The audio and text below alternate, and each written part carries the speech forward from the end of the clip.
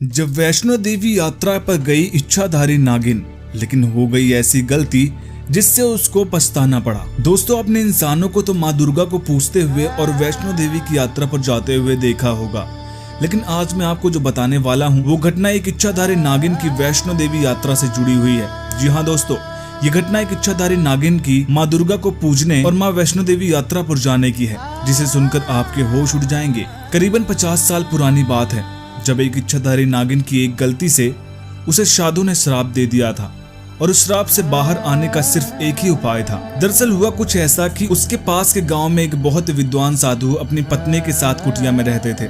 साधु की पत्नी साधु के लिए खाना बनाने के लिए जंगल से कुछ फल और सब्जियां तोड़ने गई थी और साधु को बहुत जोर से उसकी पत्नी की आवाज आती है और वो भागते भागते अपनी पत्नी को जंगल की ओर ढूंढने जाता है और वो देखता है कि एक इच्छाधारी नागिन ने उसकी पत्नी को डस लिया है और उसकी पत्नी के मुंह से जहर निकल रहा है और उसकी पत्नी वहीं खत्म हो गई। साधु की पत्नी पेट से रहती है और वो उसका बच्चा दोनों ही खत्म हो जाते हैं। उसकी पत्नी को मरता देख साधु इच्छाधारी नागिन को बोलता है, तुमने मेरा वंश आगे नहीं बढ़ने दिया, मैं तुम्हें श्राप देता हूँ कि तुम्हारा वंश भी कभी आगे नहीं बढ़ेगा। ये सुनकर नागिन बहुत डर जाती है। नागिन साधु को बोलती है कि मुझे ये ज्ञात नहीं था कि आपकी पत्नी है, नहीं तो मैं कभी ये भूल नहीं करती। और नागिन साधु से बहुत माफी मांगती है और गुजारिश करती है। नागिन बोलती है कि मैं अभी पेट से हूँ, मुझे मेरा बच्चा मत छीनिए, महादेव की सौगंध, मैंने आपकी पत्नी को जानबूझकर नहीं मारा। ये सुन साधु थोड़ा शांत होता है। नागिन साधु को बोलती है कि कृपया मुझे इससे बाहर निकालिए। इसके बाद साधु नागिन से बोलता है कि श्राप से बाहर निकालने का सिर्फ एक ही उपाय है, तुम्हें माँ वैष्णो देवी की गर्भ गुफा से गुजरना होगा।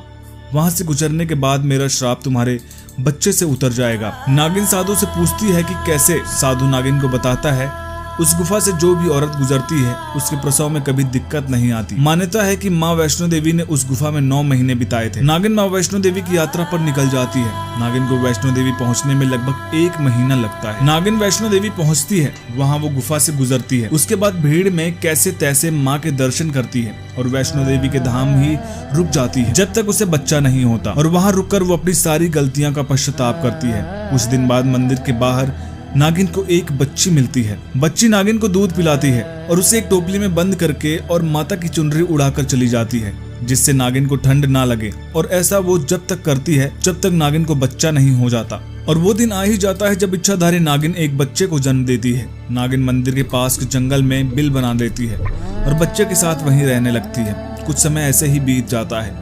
नागिन रोज वैष्णो देवी मंदिर जाती, उस बच्चे का इंतजार करती जिसने उसकी मुश्किल के समय उसकी मदद की, परंतु वो लड़की उसे नहीं दिखती। नागिन का बच्चा भी थोड़ा बड़ा हो चुका था। एक दिन नागिन रोज की तरह मंदिर में बच्चे को ढूंढने जाती और लड़की उसे दिखती है। लड़की जंगल की ओर जा रही होती है। नागिन भी बच्चे के पीछे पीछे जाती है।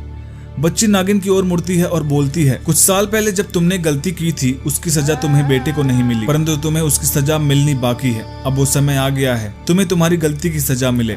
अब तुम्हें तुम्हारी गलती का पूरी तरह एहसास हो चुका है और तुम्हारा बच्चा भी बड़ा हो चुका है। अब उसे अपना जीवन जीने के लिए तुम्हारी जरूरत नहीं है। और लड़की ऐसा बोलकर गायब हो जाती है और एक रोशनी में तब्दील हो जाती है। और नागिन सोच में पड़ जाती है कि इस बच्ची को ये बात सब कैसे पता, कौन थी ये। फिर उसे समझ आता है कि उसे उसकी गलती का एहसास कराने और उसकी मदद करने स्वयं माँ वैष्णो देवी आई थी। और नागिन अपने मन में माँ वैष्णो देवी की मूर्त के बारे में सोचती है और वहीं उसके प्राण निकल जाते हैं। दोस्तों, इस घटना के बारे में आपका क्या मानना है कमेंट में जरूर बताइएगा। वीडियो पसंद आई तो वीडियो को लाइक करिएगा, शेयर करिएगा और कमेंट बॉक्स में जय माता दी लिखकर चैनल को सब्सक्राइब जरूर करिएगा। जय माता दी।